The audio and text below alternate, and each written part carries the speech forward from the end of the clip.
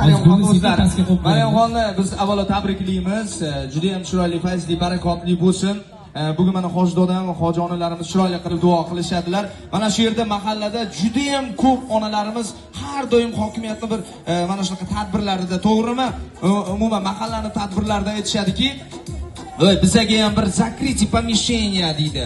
Закрытие помещениеda biz unda fizaryatkalar bilan shug'ullanaylik. Hokim aytadi. Hokimimiz aytadiki, albatta deydi, biz shunaqa joylarni sizlar uchun qilib beramiz.